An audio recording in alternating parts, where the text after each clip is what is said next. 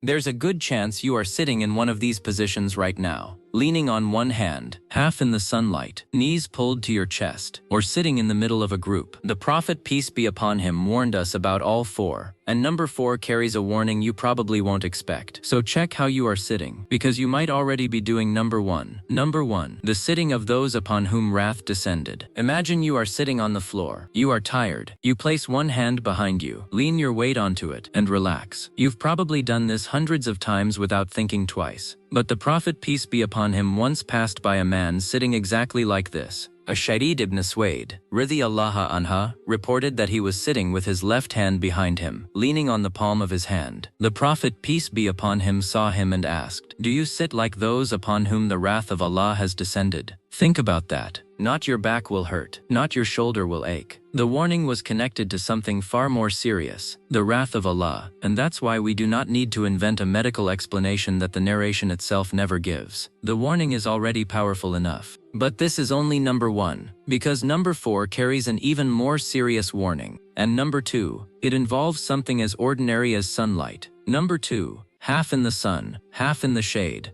You are sitting outside. One side of your body is in the sunlight, while the other is in the shade. You probably wouldn't think twice about it. But the Prophet, peace be upon him, specifically forbade sitting between the shade and the sun. Now, you may hear people explain this with body temperature, circulation, or other scientific theories. But here's the important part. The narration itself does not give us those explanations, so we shouldn't turn guesses into facts. What the Sunnah does teach us is something much deeper. Even a tiny habit, something as simple as where you choose to sit, can be part of the guidance of the Prophet, peace be upon him. And if the Sunnah teaches awareness in something this small, imagine how seriously it wants us to take the things that actually matter. But number 3 gets much closer to home. Because if you've ever attended Jummah, you may have done this without realizing it. Number 3. The position to avoid during the khutbah. You are sitting in the mosque.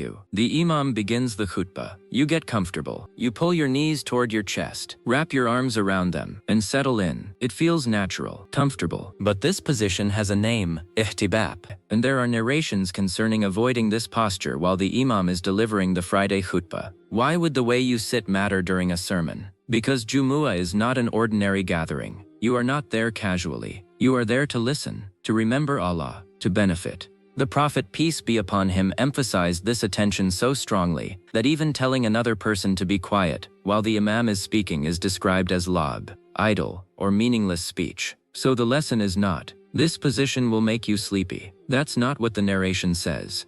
The lesson is much simpler. When you're given a moment dedicated to listening and remembering Allah, don't treat it casually, not even the way you sit. And now we've reached number 4. This one is not about your back. It is not about sunlight. And it is not about the khutbah. It's about where you place yourself among other people. And the wording of the warning is serious. Number 4. Never take the center of the circle. Picture a group of people sitting together. Everyone forms a circle. Everyone can see everyone else. Then one person walks into the middle and sits down. Maybe they want to be comfortable. Maybe they don't even realize they're doing it. But Huzaifa, radiyallahu anh, reported that the Messenger of Allah cursed the one who sits in the middle of a circle. That single word should make you stop. Cursed. But do not misunderstand the lesson. We're not being told to assume that everyone who sits there is arrogant. We can't see what's inside another person's heart. The lesson is about the etiquette of a gathering, respecting people's space, making room, and understanding that not every place in a gathering is yours to take. Islam doesn't only teach you how to pray, it teaches you how to behave around people, how to enter a gathering, how to make space, how to respect others. Because good character isn't only shown by what you say, sometimes it's shown by where you sit. So, which one were you doing? 4 positions, 4 warnings. Now think back to 5 minutes ago. Which one were you doing? Leaning on your hand, sitting between the sun and shade, Ihtiba during the khutbah, or sitting in the middle of a circle? If you caught yourself in one of these, don't panic. You learned something you didn't know before. And when you learn the Sunnah, you have a choice, ignore it or change. Because sometimes the smallest Sunnah can teach the biggest lesson. And that's what makes the Sunnah so powerful. It doesn't only teach us how to worship Allah, it teaches us how to carry ourselves, how we sit, how we gather, how we listen, and how we respect the people around us. And if this taught you something you didn't know, share it with someone you care about. The Prophet, peace be upon him, said, "Whoever guides someone to goodness will have a reward like the one who did it." Now tell me in the comments, which number surprised you most? 1, 2, 3, or 4, and subscribe, because more forgotten sunnahs are coming next.